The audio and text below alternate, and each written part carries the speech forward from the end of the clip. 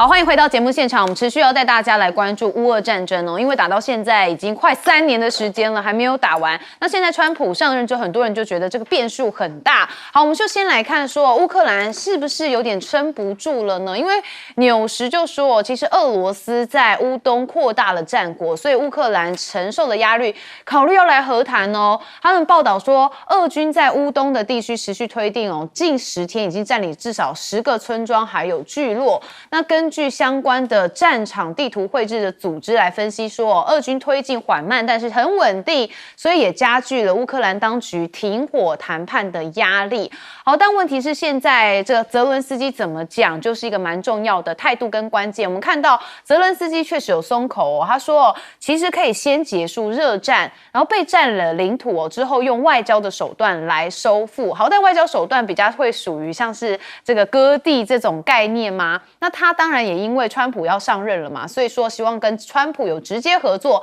来结束跟俄罗斯的战争。好，但泽伦斯基现在在乌克兰里头，他的声望是节节衰退哦。是基辅社会监测中心发布了一份1200名的乌克兰人的民调，就发现只有16%的人说会支持他连任，60%的人倾向说，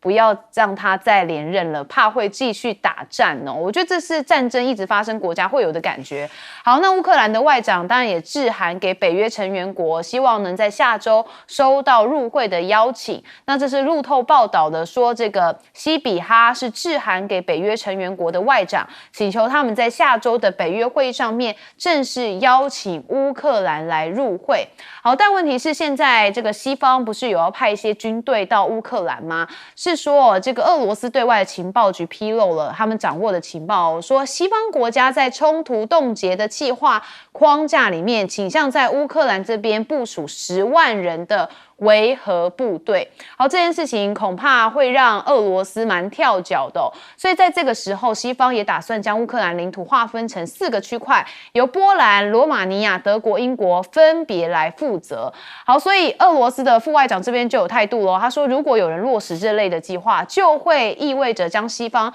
卷入跟俄罗斯直接的军事冲突。好，不过也有人在讨论说，现在拜登会让这个飞弹是进到这个俄罗斯境内也是要逼北约的国家来参战总不能都是美国在那边帮忙化学嘛。好，那中东的变局，沙国是不是有新动作呢？现在以色列的僵局难解所以沙特阿拉伯说，那我不要跟你美国达成防御合约了，他放弃路透社报道说，2名沙国官员跟4名西方官员表示，沙国已经放弃寻求跟美国达成雄心勃勃的防御条约，换取跟以色列的关系正常化，他们不走这条路了。好，因为川普明年1月就要入主白宫嘛，所以情况变得很复杂。但别忘了川普说过沙国的王储跟他是亲密的好友，所以会不会说服他所谓的世纪协议的一个中东和平计划，还要再持续的观察。但问题是现在沙特阿拉伯这个虽然放弃，但美国还是紧盯着中国，像是美国希望在中国进军中东之际，要强化美沙之间的联系，也要试图借此来跟这个沙国的军事演习加强，促进跟沙国防务企业之间的伙伴关系，有希望能这个把中国因为这样子的合作阻挡在这个另外一边。但是现在世仇和解，沙特阿拉伯跟伊朗也商议要来投资合作这沙特阿拉伯跟伊朗的关系牵线就是最刚开始是中国大陆的关系。好，那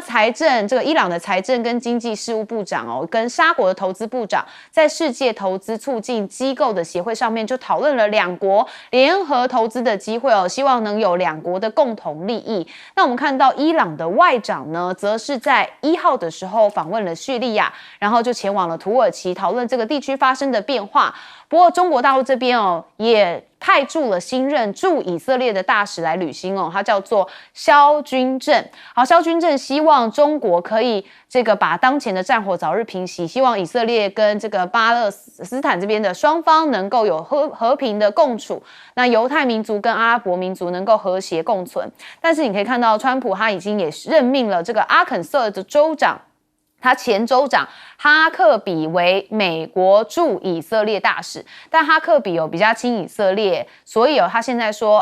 要解决这个战争，唯一的就是哈马斯投降啦。看起来中方跟美方的意见是有点不一样，所以会不会持续有一些纠葛呢？好，但我们还是要看到整个现场状况，加萨这边很可怜北加萨的面包工厂，我们赶快来看画面哦。他们饥肠辘辘的难民每天都守在铁皮屋外面，就是为了吃上一口饭。人海当中看到吗？有一名女孩，她是载浮载沉，好像快窒息，还有男孩被挤到双脸涨红哦。这个恐怕我们现在生活在幸福的台湾国度，没有办法感受到这个战争的可怕跟可悲。好的，我们赶快来问彬哥啦，现在怎么看这个国际的局势发展？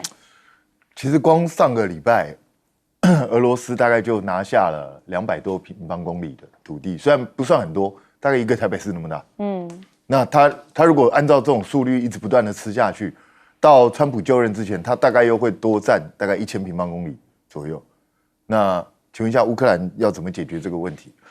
虽然泽连斯基现在看起来好像态度软化，可是实际上他提出来的条件是根本不可能做到。也就是说，好，我愿意暂时不急着拿回领土，但是你们要让我加入北约。他如果要让你加入北约，他早就让你加入北约了，怎么会拖到现在这个地步呢？所以你加入北约，等于是要让整个北约都面临战争的风险，因为就会直接对上俄罗斯。所以这是北约不可能会接受的东西。川普提出来的条件也非常明确，就是去跟普丁讲说，我保证20年之内不让乌克兰加入北约，然后换取普丁的停战，这是川普的停战条件。所以在这种状况下，北约怎么可能去接受这种东西呢？那泽连斯基说真的，这个战争拖得越久，他的制度一定越差，因为死的人越多嘛，大家生活非常困苦。特别是乌克兰现在，它的能源设施几乎都被俄罗斯打光了。那现在是乌克兰面临冬天，他们那边都是零下好几度了。请问一下，乌克兰怎么过这个冬天？所以这个摆在乌克兰人眼前的真的是困难重重。那至于说什么西方派10万的维和部队进入乌克兰，我跟你讲，普丁绝不会容许这件事情发生，因为很简单嘛，你派了10万维和部队来，那他当初打乌克兰的目的是什么？他当初打乌克兰的目的就是为了让乌克兰持续成为他跟北约之间的缓冲国。那结果你现在是直接派维和部队进来，那不是等于北约实质进入乌克兰？那未来他就是实质面对北约啊。所以俄罗斯不会允许这种存在。如果真的要这样做，恐怕俄罗斯会打得更凶。我讲实在话，所以这根本就是一个不可行的一个计划。我真的觉得这些人大概都在想一些天方夜谭。普丁其实已经多次讲明了，就是你们如果有进一步的行动，我就会把战争升级，甚至不排除动用核武。所以这真的要把整个局势演变到类似世界大战这样的地步吗？那至于沙烏地阿拉伯，老实讲，我不认为他短期之内跟以色列会和解，没有办法，因为以色列现在正在打加沙走廊，又跟真主党持续在冲突了。在这个时候，沙烏地阿拉伯去跟以色列和解，那他不是要冒着被整个阿拉伯世界成为公敌的风险，这是绝不可行的。好，将军，我觉得派这4个国家到乌克兰去占领这个地方当维和部队，这种就像是一个故事一样。就是4只老鼠在商量说，我们4只老鼠派谁去这个猫的这个洞口去那边站卫兵道理是一样的，谁去啊？谁敢去啊？这个你去那边，你不就是被这个俄罗斯打了吗？所以说，我觉得这当然现在来讲的话，双方开始最起码有2点共识。第一个，这个仗就不要再打了第二个来讲的话，要有缓冲区大概这2点共识是有，只是这个缓冲区由谁来占领？当然，就普京的立场来讲的话，这个缓冲区是要有亲俄的这个政府来控制。那就北约的立场来讲，一定要亲北约的国家来控制。那我觉得这后续我们再看看有得谈吧。但是我特别要强调一件事情，这个政治这个延伸是军事嘛。那你要达到什么样的目的，你一定军事上你要做得到。现在来讲，我从历次的战争我们来看比如说以色列来讲的话，他这个停战，他一定是什么？他一定占领戈兰高地。为什么他要占领戈兰高地？因为戈兰高地对他来讲军事要点太重要了。如果说戈兰高地被叙利亚或这些国家控制的话，那他以色列国土就随时在人家的攻击范围之内。那同时，他如果占领的戈兰高地，他可以维持他的这个国家的安全，对不对？南北韩也是一样，对不对？你看那个南韩打到最后，北韩打到最后，解放军占领的那个地方叫上甘岭，控制了上甘岭以后，我才可以整个控制我自己国家，不然的话，他向后再最起码推100-200公里。所以大家可以去看一下，如果这场战争，我认为说是就现在冻结是根本不可能的，一定会打到就是说一个这个天然的界限，就像说当年这个我们国共战争一样，原来的计划是打到长江，长江分别为南北。那我个人认为这次来讲，现在这边停战是不可能的，因为这边是四战之地，所以说是这个乌东平原是四战之地，大家战车可以互相在那边开来开去，那根本就无险可守嘛，在这个地方怎么可能停战？那加沙这个地方，我觉得以色列真的是魔鬼，我觉得真的是要谴责这个国家，可恶到这种程度，没有人道到这种程度，英国都看不下去，英国对他的财政部长已经实施制裁了。为什么要这样做呢？现在我们大家又看到这则相片，我真的是有感而发。因为以色列现在对加沙走廊实施的政策叫做饥饿政策，不是饥饿政策，叫饿死政策。他准备将加沙老百姓全部饿死。你看看人可以残忍到这种程度，就是我要教你这些，我不用军事武力，我不用子弹消灭你，我用饿死你的方式。所以现在来讲，加沙那个地方我们很久没有关心了。但事实上，很多人道救援的物资，包括药品，包括粮食，包括饮水，包括这个能源来讲的话，那以色列现在是完全的控制住，就不让这些人道救援物资能够进去。虽然说美国也要提供这从海上送进去，但是这条浮桥后来好像做了没多久就断掉。到现在为止，到底用什么管道可以将这些人道，不管是粮食啦这些物资，能够送到加沙地区，我们现在来讲，新闻也很少报道，我们也不得而知。但是我们从刚刚这种画面可以看得出来，加沙这边的老百姓正处于一种就是非常的这种饥饿以及无奈，三不五时他还要遭受到这个以色列这个军事的攻击。那你说，如果说是加沙这个问题没有解决来讲的话，因为这是已经是基本的人道问题，你说这个沙烏地阿拉伯，那不管你是不是穆斯林的国家，我想没有任何一个国家可以接受这么惨无人道的这种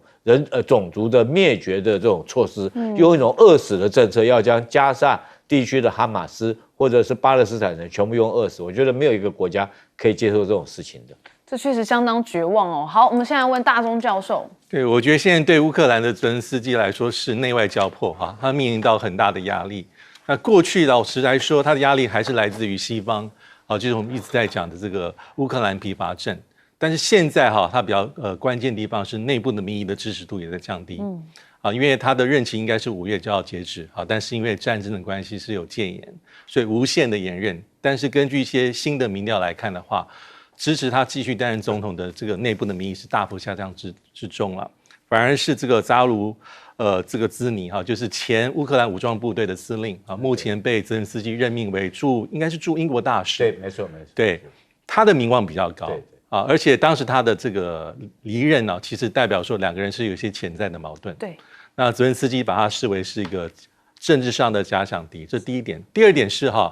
我老实说，目前泽连斯基所开的新的条件我把它简单来讲，就是土地换和平，然后呢，用停火来换北约保护伞。我觉得第一个是可能的，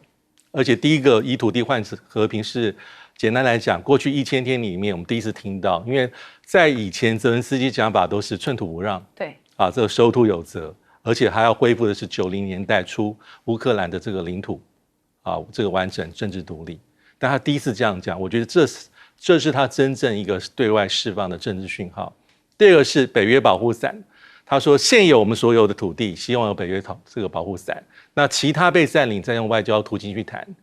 那当然第二大段其实就是不用说，因为不可能。但第一段的什么叫做北约保护伞呢？我觉得他这里面也有点打个迷糊仗。当然他继续解释说，希望下一次北约峰会的时候正式邀请我们进入。但我们知道这几率是非常非常低。为什么我要这样说？因为就在大家最支持你的时候，北约各会员国，北约的讲法大概都是说，你们终有一天会进入北约，但是没有时间表，会往这方向。代表什么？代表从北约的高层到美国、到法国、到英国、到德国，大家都不希望你进入北约。所以根本没有启动进入北约的真正的程序。那为什么现在反而会听你的这个建议，让你进入北约呢？所以我觉得几率非常低。但有一点那个10万人北约派驻到乌克兰，我觉得几率也是0但是会有种可能，假设真的上谈判桌，会有个国际的一个协议，我觉得是可能的。但是谁出面呢？我觉得可能不是北约，有可能是特定国家的组成。就像大家应该有印象，2014年之后，在乌东地区所谓的明斯克协议，当时德国、法国加白俄罗斯出来，我觉得这样的几率是高的。意思是说，假设要停火，最后监督停火的这个国际的集团，一定是双方各举一些国家进来协商。第二种可能性才可能是联合国介入，但是你要北约派出大规模的部队进入到乌克兰境内，那北约为什么这样做？你又不是我的会员国。你又不是会员国，我的维和行动有必要派遣到你的境内吗？这是一个大的政治工程跟挑战。所以我觉得泽连斯基对我来说，我是这1000天来看到他最大程度的强化的让步，但他里面有虚虚实实，应该在争取最有利的谈判条件。确实乌克兰加入北约这件事情，当然是可能性相当低啦。所以可能性低，怎么又会有维和部队进去呢？我们休息一下，马上回来。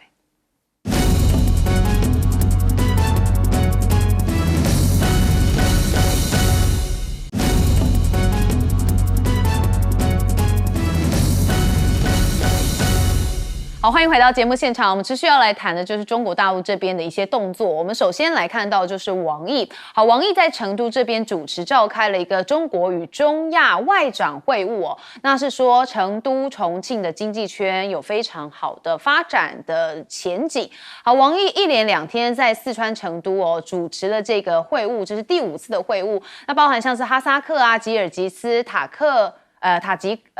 吉克、土库曼、乌兹别克、中亚5国的外长都有出席晚宴。那王毅就谈到说，大家都知道有一个陆海新通道，就是以成都跟重庆为枢纽，向南连接海上丝绸之路，向北和丝绸之路经济带相互连接，通过中亚进入到欧洲。所以他是说，欢迎中亚在各国在成都这边设立你们的总领馆，当然就是希望能够把这个整个串联起来哦。好，那王毅当然也说了，中吉乌铁路的计划也启动在即。那在这个口岸实现一个阶段性的通车，那一系列的重大计划相继落地之后，他认为可以为2国注入一个新的动力。那现在欧洲这边怎么看呢？应该是有点在中美之间夹缝哦，因为欧盟的民调显示，现在有近半数的受访者，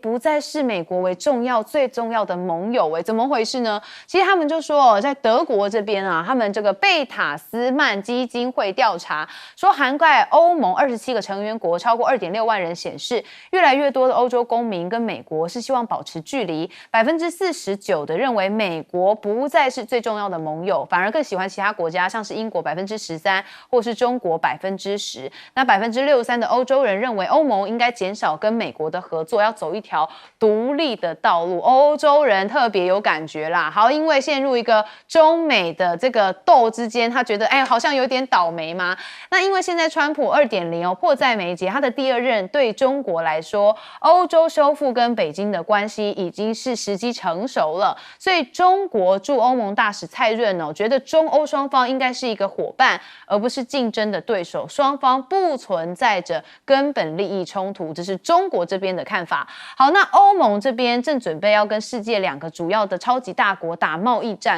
但是因为他们长期缺乏了竞争力，企业蛮难生存的像是这个瑞典公司 Northvolt 在上周在美国申请破产，然后还有福斯公司嘛，这些汽车厂还有在德国跟比利时的工厂也关闭了，而且德国最大的钢铁制造商这个也有大裁员1.1万人，很多这个数字蛮惊人的。好，那西方的 EV 企业有迎来了破产潮，就他们说过去确实想要排挤中国，所以想说那我们自己做，就他们自己开始发展这个汽车之后，每天早上都感觉是被人朝了脸打了一拳，就代表不太可能，而且做也做不好。好，6000台新车放到生锈，这个照片蛮夸张的他们2大品牌耶，真的是很大品牌一个是什么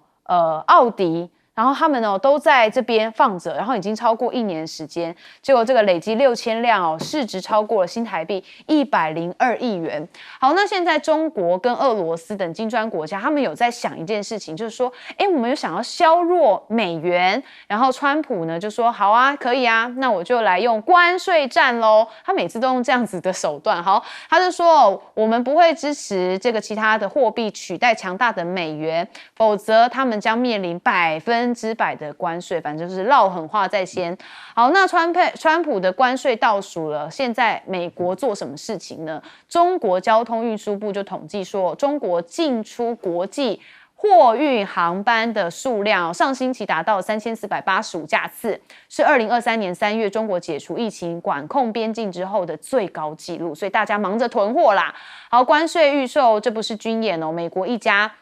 大型的家品公司最近就在发文说，大家你要趁着价格翻倍之前赶快订购哦。那企业也在囤货，像是路易士是美国在线销售定制贴纸跟别针的一个艺术家，他们就赶在1月之前赶快跟中国制造商下更多的订单来储备库存哦。那所以现在美国这个关税大刀呢，其实拜登还没下马，他现在已经有一些做法了，但是也可能要预防一些情况发生。他把刀砍向了东南亚的4国太阳能板，也就是要防中国大陆的间接倾销哦。这个美国商务部宣布说，对马来西亚、柬埔寨、越南、泰国这4个国家输入美国太阳能板来加征这一些不等的关税。那当然，前美国的汽车沙皇叫做拉特纳，他在《纽约时报》撰文说，川普2.0的政策对很多的美国民众来说是弊大于利啦，因为大幅的提高进口关税就会使物价涨得更凶啊，还有大规模的遣返移民缺工的问题一定会迅速的来浮现。好，所以川普上任这件事情到底是对美国人好，还是牵动了整个全球局势？彬哥，其实我觉得这个川普现在是一个充满不确定性的人，因为没有人知道他真正到底想干什么，因为他随便越讲越夸张，现在又开始又说你敢那个削弱美元的话，我就增加100%的关税。可是问题是，这也不是很稀奇，他之前连2000%都讲过，所以就随便他喊吧，对吧？因为真的有办法去实行吗？实际上，如果真的按照川普选前所说的东西，把所有的东西，而且他不是只针对中国哦，他几乎是针对全世界所有的国家，全部都调高关税的话，那美国民众势必一定要买到很贵的东西嘛，因为你没有便宜的东西可以买，不就这样吗？那所以你的通货膨胀几乎就是必然会出现的状况。那川普其实他另外一个策略对国内就是，好，没关系，我调高关税之后，我在国内我去降你们的税，我调降你们的税。那请问一下，这获益的是谁？获益的是大老板、有钱人。可是，一般民众不会因为这样获得多少好处，因为一般民众他收入就低嘛，所以他相对获益就比较少。所以我个人是觉得，川普的政策真的能够执行到什么地步，恐怕我觉得他真正上任的时候会做很大的调整。因为很多东西看起来就是绝对不可行的。那只是呢，现在对欧洲来讲，他会越来越尴尬。为什么？因为他之前在拜登时期的时候，就跟着拜登走，一路对中国大陆，拜登就要求欧盟要不断的加大对中国大陆的制裁。那他跟着那个美国走了之后，到现在变成美国反过来还要制裁他，还要对他加关税。那欧盟不是变成里外不是人？这不是很奇怪吗？所以如果川普上台真的去调高对欧盟的关税的话，那欧盟是不是就要考虑我要重新调整我跟中国大陆之间的关系？不然的话，它等于同时跟全世界最大的2个贸易国家为敌，这不是很奇怪的一件事情？所以我个人认为欧盟的政策应该是会做出调整。那大家记不记得，就是叶伦之前到中国大陆或到全世界的时候，常讲说中国大陆产能过剩啊，生产东西太多了。价钱太便宜，这样是不行的啊。那现在什么叫产能过剩？你知道，这个欧迪跟福斯这6000辆车是不是产能过剩？你做好了卖不出去啊，对吧？所以是不是产能过剩？市场上不需要你的东西，那你生产出来干嘛？所以其实欧洲的整个制造业已经面临非常大的问题了。那他们过去其实本来可以引进很便宜的中国大陆的零件，或者跟中国大陆的厂商合作，然后取得很多关键的零组件之后，他们只要组装，然后可以赚取更多的利润。那可是现在呢？现在这些东西慢慢都消失了，对美国自己很多厂商也是一样。所以我个人觉得，川普新上台，他如果真的都完全按照他竞选的时候所说的去走的话，大概不只是对美国，大概对全世界都是一场灾难。我们台湾也是在内，现在美国已经是台湾第一大这个输出国家，所以它占了我们整个出口的24%。请问一下，如果川普对全世界开始调高关税，台湾不会受害吗？我们的政府为什么没有人讨论这件事？我觉得非常奇怪，大家就一副好像中国大陆完蛋，中国大陆完蛋，台湾不会一起完蛋吗？大家真的要仔细思考。好，确实好像在这个部分讨论度比较低哦，将军。我觉得王毅的看法跟我一样。其实我好久以前我就觉得四川是一个很好一个发展之地，尤其是在未来5G 的时代，一定是四川、重庆、成都这个地方。那我为什么这样讲呢？你把世界地图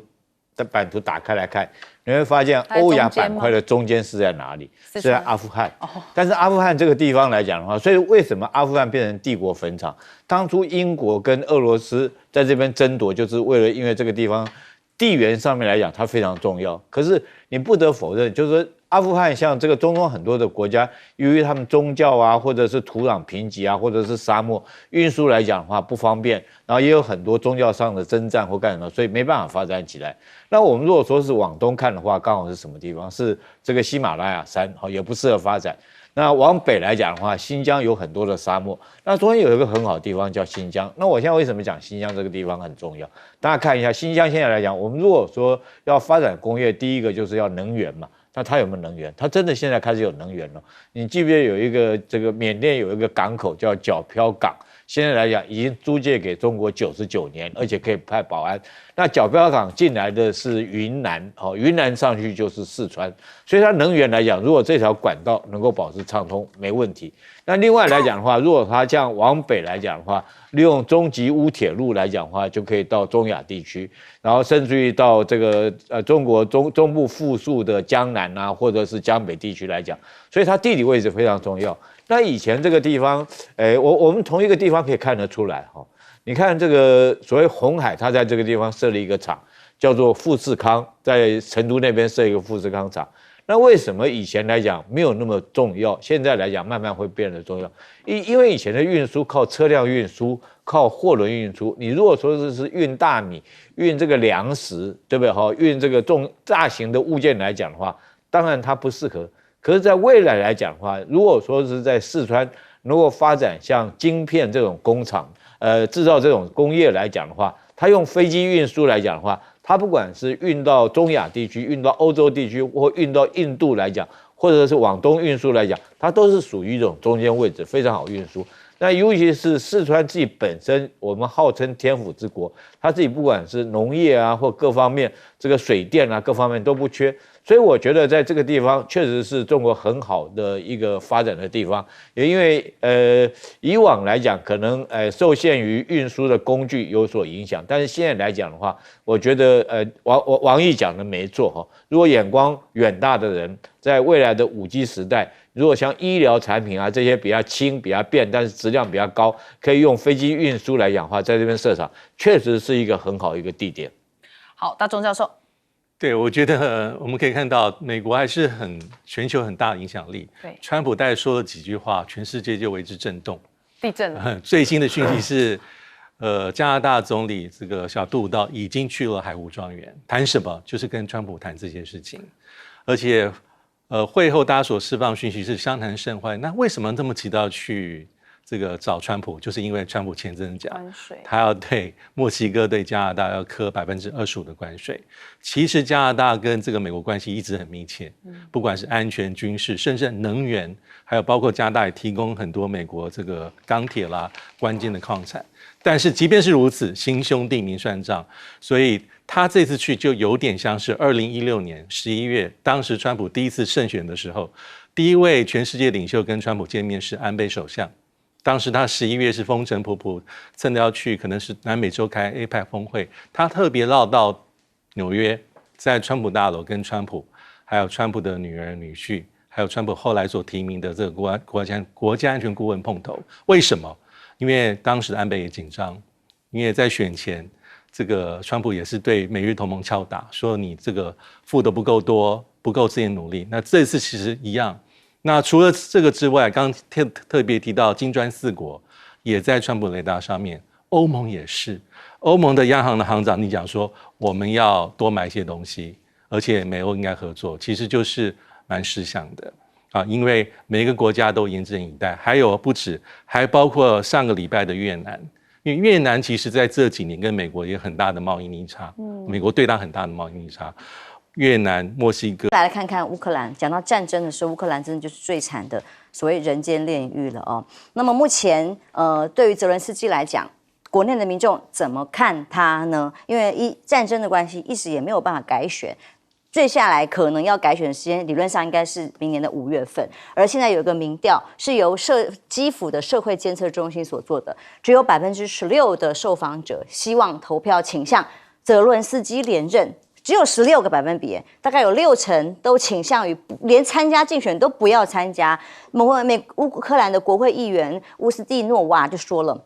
因为人们都累了，几乎每个人都有某个已经失去的人，这对泽伦斯基是一个巨大的挑战。乌克兰根本就是一个被废了的像的。大家都非常伤痛的一个地方，战争还要打多久？《纽约时报》的报道认为，俄罗斯在乌东扩大战果，乌克兰承压考虑和谈了吗？在乌东持续挺进，近10天来占领了10个村庄跟聚落，距离速度都越来越近，越来越快。这也是乌克兰承认3年以来战争以来最艰困的局面。乌克兰甚至惊爆，前天我们在谈说，是不是美国要求乌克兰把年龄从20岁降到18岁，要多的征兵，人不够等等的，前线似乎有一些人数上的不足。这个报道直接告诉大家，美联社报道的，目前乌克兰的军队已经有20万逃兵，还有士兵跟指挥官发生冲突，在交火的途中拒绝执行命令，有整个单位还违抗命令，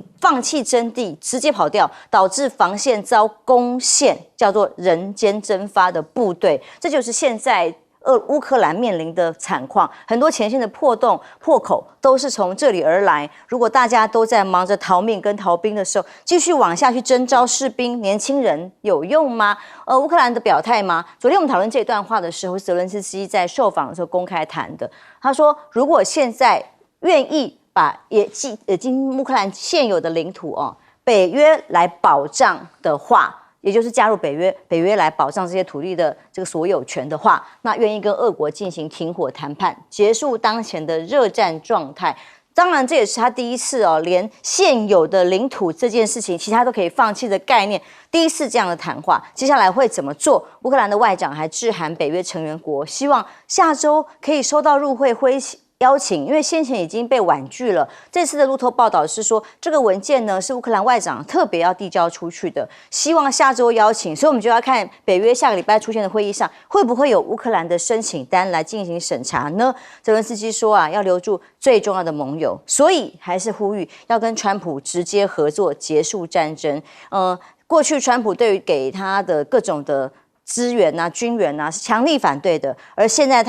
泽伦斯基特别很放软姿态说，希望川普身边的人不要破坏双方沟通，想要跟他分享我的想法，也想要听听他的想法。CNN 指出，在莫斯科加大攻击力道以后，已经凸显出迫切的基辅希望把最重要的盟友给留住，但川普的态度恐怕是很难挽回俄罗斯的外防长结束了到北韩的朝鲜的行程之后，返回国内。被说即将要进行更多的报酬来做合作的时候，俄罗斯的副外长说，莫斯科会重启对于核武器的试测的重新再来启用，因为抱持开放态度了以来，也是要威胁美国未来深具敌意的政策。但是呢，在欧洲国家来讲电缆、地下电缆、波罗的海的海底电缆被切断，更是很重要的。先前在俄乌战争的时候发生过这个电缆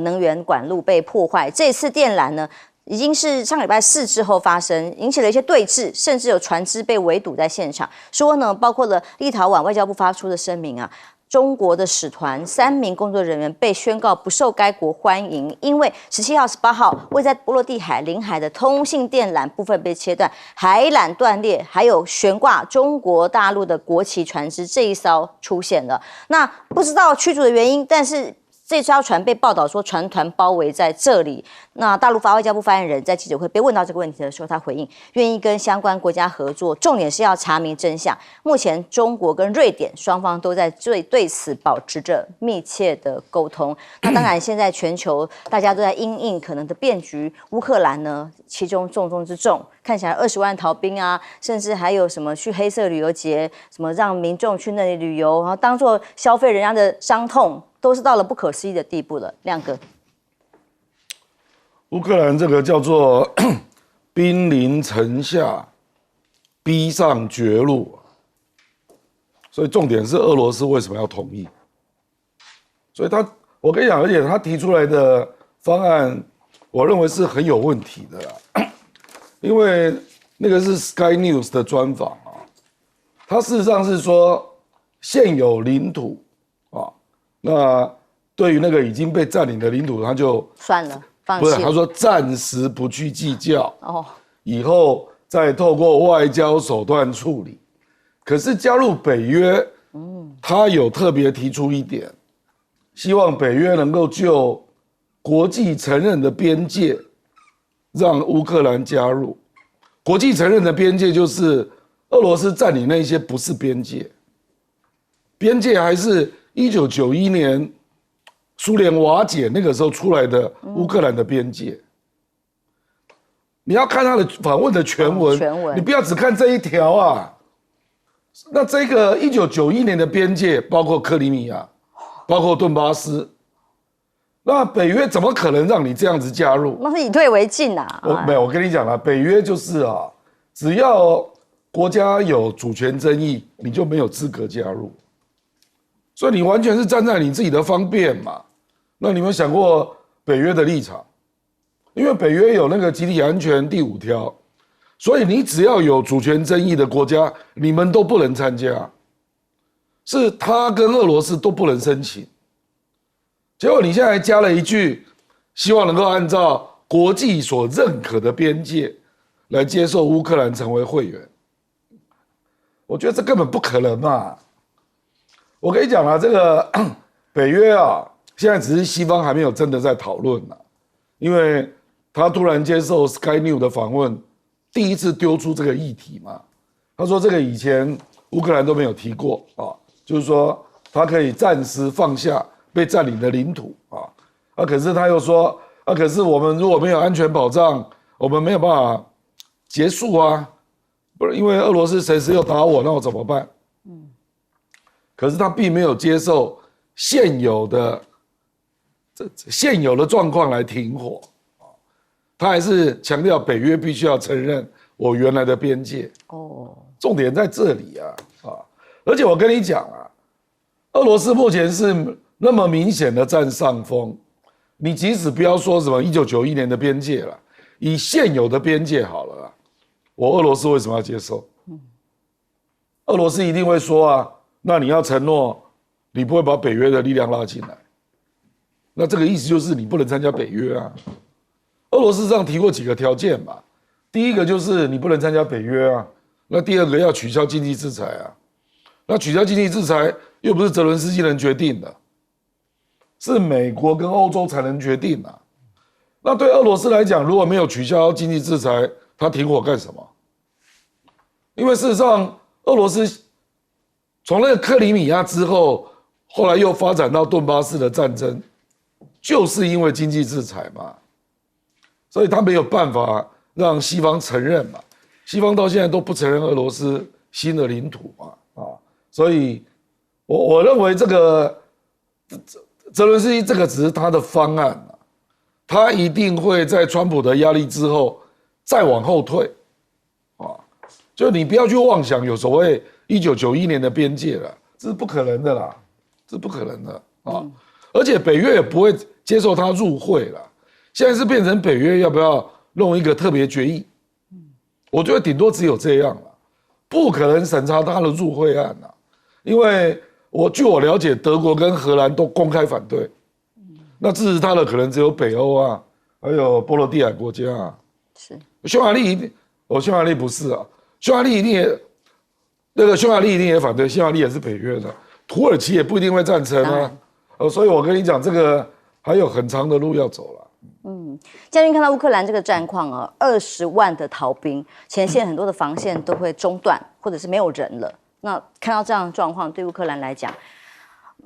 不只是政治局势啦，自己国内的国防的人力上面出现了大漏洞吗？我认为这个乌克兰战场、乌克兰作战呢，这场战争呢，有一句话可以做印证：不上战场的人最勇敢。你看政客哈，他不用上战场，他最勇敢。他跟一直边讲他冲锋线，你就要上战场，你把泽伦斯基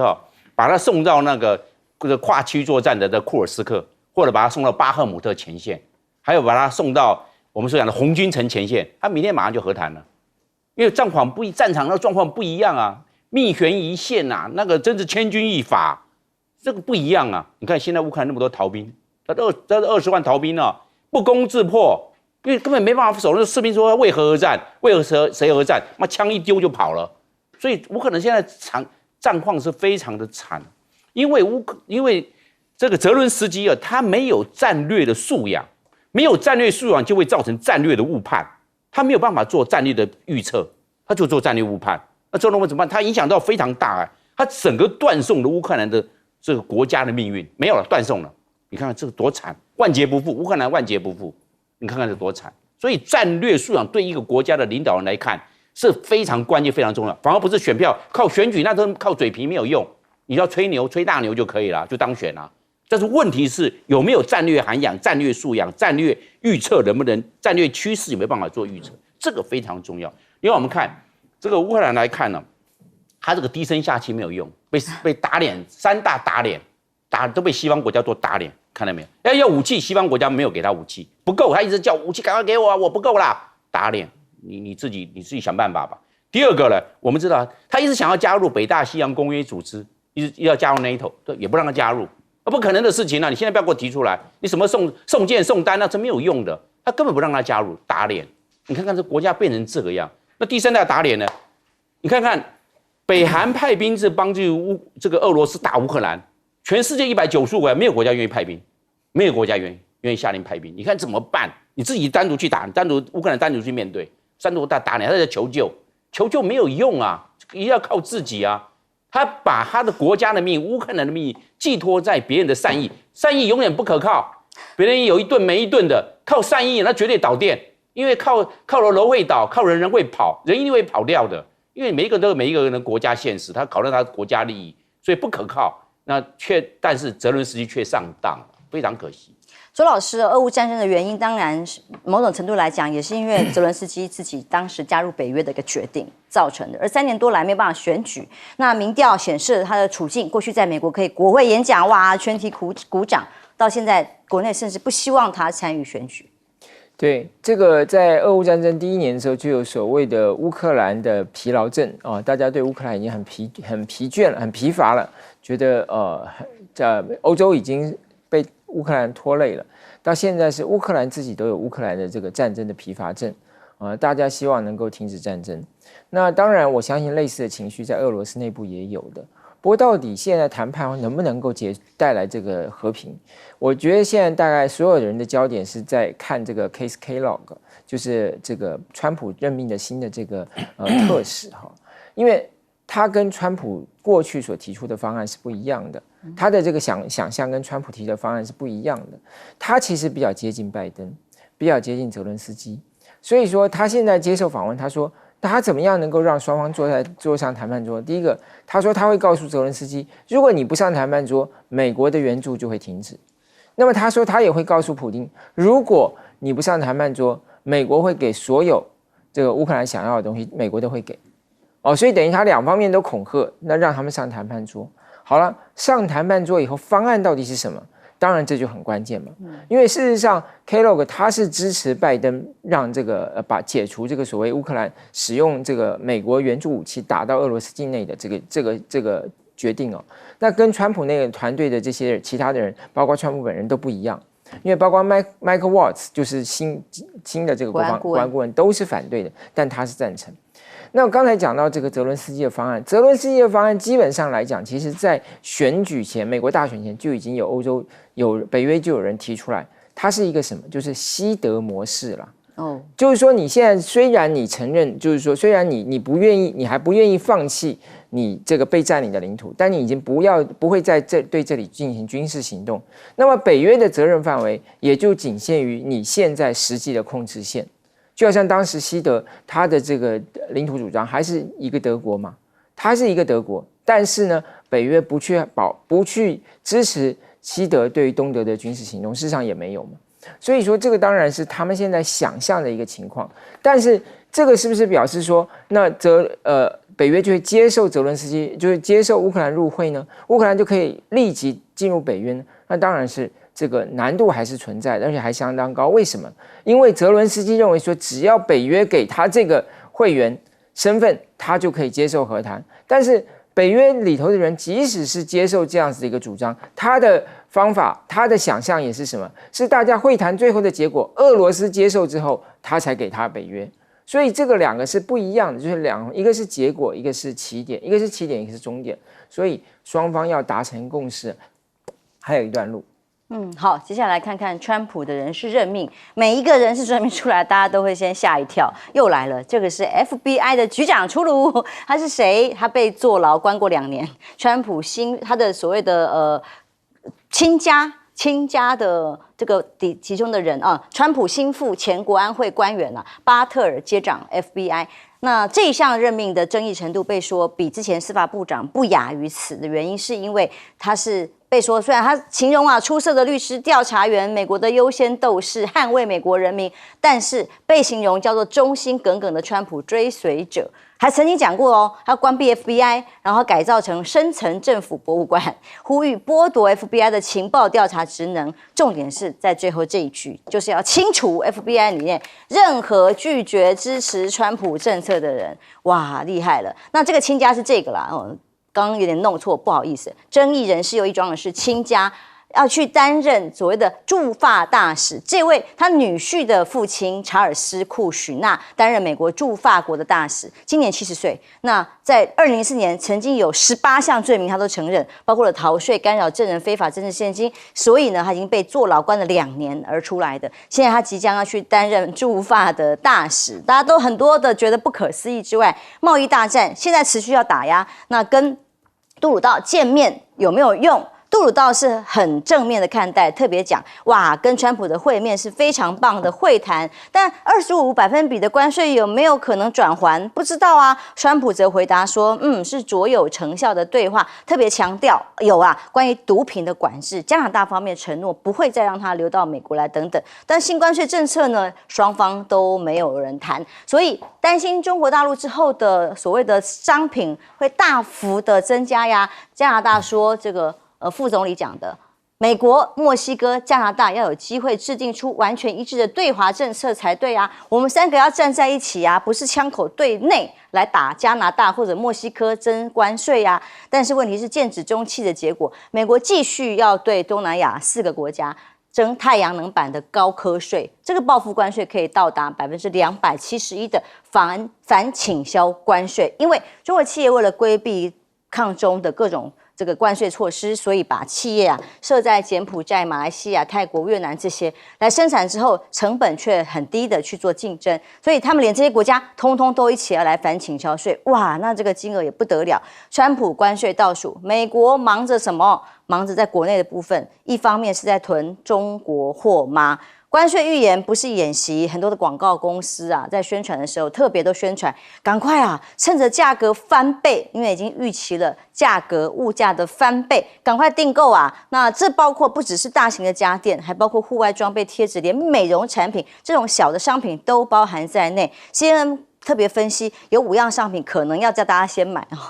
大型家电、笔电、平板、手机、游戏机、电动自行车，通通包含在内。只要从中国大陆或者相关隔壁邻居进来的，可能通通都要大幅的加税，价格自然会上涨。所以川普是全面开战，不只是跟他友好的加拿大，连这个全世界的金砖国家们，他也要来去对抗了。呼吁公开的警告，他说这些国家必须承诺不会打造新的金砖国家货币，被说去美元金砖国家的交易模式如果有其他更可替代的话，美元就会被取代。他说，如果你们敢这样做的话，那就会面临100%的关税，并且应该准备好告别向美国出售货品的机会。哇！金砖国家现在人数正在成长，而且很多国家正想加入，越来越多的情况之下，川普直接跟这些国家开干。尤其国际货币 IMF 的预估，未来呢5年之内，中国、印度、俄罗斯这些金砖国家的成长将会成为全球非常高的占比，甚至呢经济成长都达到22%的情况之下，超过 G7 国家的总和。你要跟这样子一个 G7 国家的总和的经济体做对抗吗？俄罗斯的副外长说，金砖伙伴国新成员国名单会年底前公布，还会有其他国家陆续要加入，那要对抗的对象也越来越多。大陆崛起引起的美国警惕，前官员说，川普的新政府要重建的是美国的造船工业，其实何止于此？他说，造船工业已经是长期衰退了，如果在未来10年间还没有办法重新复活的话，将会影响整个美国未来的前景。包括空巴跟波音航空业也一样警觉啊，因为现在大陆自产的这个航空公司的机型 C919，目前在德国媒体的报道里就已经收到超过1000份的订单。当它的生产机型越来越多，越来越能够民航的自主普遍化的话，当然美国的波音跟这个法国的空巴同样都受到了严峻的挑战。亮哥，先来看看这个新的几个人士，又让大家都吓一跳。川普永远都不会让大家有觉得我这个也还好平常吗？我那个是内政的部分因为 FBI 司法部长是第一个被斗倒的嘛，因为那个就是要整肃内部用的，那 FBI 就是要抓人用的，所以人家当然会觉得你的人格很重要啊，那你如果乱搞怎么办呢？我觉得我们对川普写那个True Social 扬言要怎样怎样那种政策都不要瞎跟保留看待吗？因为他很多政策都是互相矛盾的啦。我跟你讲到时候执行起来会到处撞墙啦。我们举个例子啦美国的制造业只占 GDP 的11%，请问你如何重建供应链？这几率是0嘛，你已经很多东西都不会做了嘛，那就是透过实际上这个市场，全球的市场也是他建起来了，不然怎么会有 WTO？显然就是他过去相信比较利益原则可以按照各国的禀赋来做分工，那去安排供应链，那他现在后悔嘛？那请问要放哪里那结果呢？我们本来以为他只打中国结果他现在连加拿大都打，墨西哥也打那等于是那拜登好不容易辛辛苦苦搞的友岸外包，你也不要，友岸外包好歹是亲美的国家嘛现在越南也怕得要命，对因为越南贸易顺差也蛮大的，所以现在就说我来跟你买飞机天然气那墨西哥，我跟你讲，每个国家反应都不会一样了，那墨西哥就杠上了。因为那个新总统是犹太人嘛他个性也蛮强悍的，他就说你真的要对我们课关税吗？那我举几个数字告诉你他就讲那个汽车供应链汽车供应链你如果课我们这边课25%那你整个车子都要占25%那还有那个比如说我们台湾都去墨西哥投资那个伺服器嘛那全部都是从中国出来的那几家啦，什么英业达伟创、伟影通通都是从大陆撤出来，也是奉拜登所以你拿到友岸外包的国家，所以大家都去墨西哥嘛。现在美国进口的伺服器墨西哥占68%，你去加税吧，我看你怎么弄你自己，然后还有太阳能产品。那难道比如说你太阳能要271的反倾销税，它有不同的税率了那越南是最高的了那既然有几个国家比较低了，也有35的，有不同税率那就是你拉高你整个美国发展绿电的成本嘛。美国自己有太阳能产品没有错可是它全球市占率只有8%。那你美国那么大的一个规模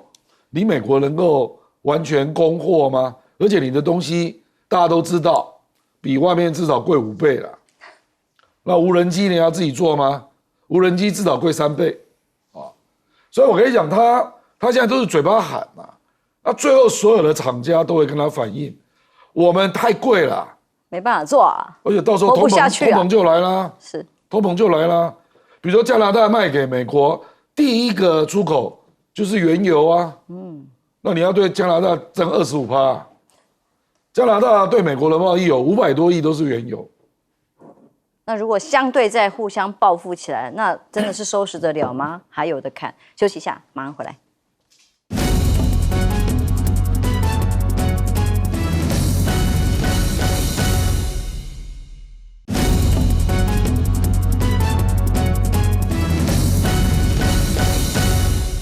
美国新白宫主人川普即将要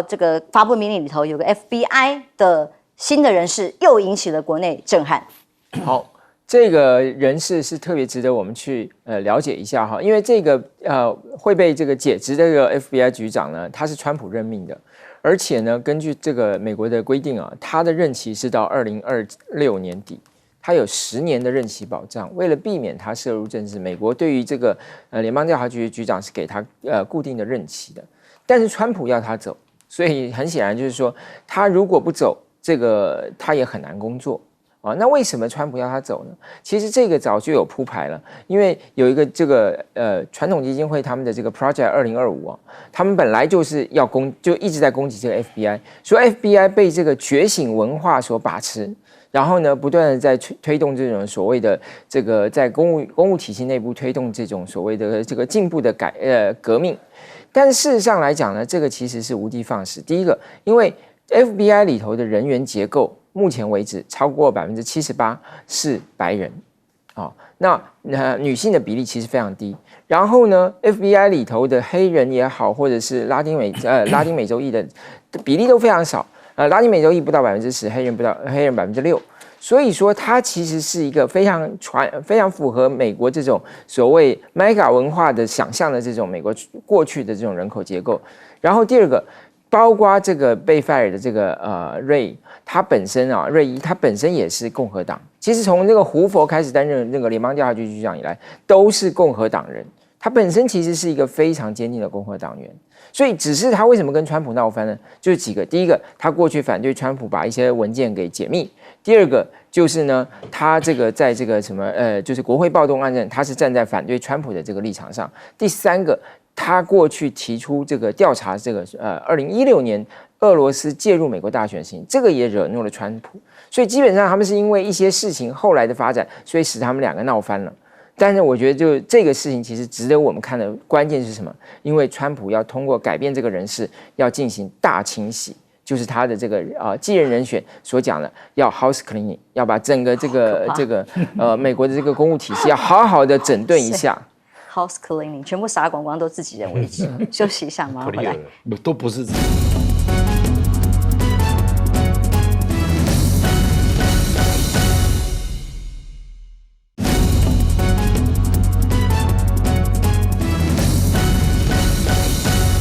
既然国家加入的国家越来越多，但影响力很大，因此川普主意直接说要开战。如果你们要用其他的取代美元的工具跟货币，国民也要加征关税。我认为。那个川普要加征关税、课税到100%，我认为这没办法解决问题。那个他应该从制造业、从结构上、从电子业上面去着手，增加它的竞争力，这才对。你看金砖国家，你看它是人口最多，它占全世界人口45%，人口多就市场就大，人口多有人口红利，那这个劳动力就出来了嘛。你这怎么样去跟这个金砖国家竞争？而且金砖5国变成金砖10国了，它的这个市场的潜力更强。然后土地面积又最大，俄国、中国大陆、巴西，这都土地面积是最大的国家它占了全世界的这个土地的占了30%。那这样的话，换句话，它的矿产、它的资源就多。那你这样怎么样去跟它做竞争？第三个，这些的金砖国家是中等强国，然后都是这个经济体都在发展，它的经济成长率每一年是4%。每年4%，现在 G7 7大工业国家就占每一年的经济成长率1.7%，那就是跟不上了嘛。那你这样的话，将来这些这 G7 先进工业国家怎么样去跟竞争国家拼？就是他认为是要从结构上来做调整。那个新庄国家它的整个的那个产值到60兆美元呢，那美国怎么办？美国不是靠关税，那关税越加越多的话，那竞争力没有出来，还是没办法解决问题啊。无论要解决根本的问题，要釜底抽薪，就是要增加它的美国的制造业的能力，这样才有挑战性啊，而不是从关税上只能应急。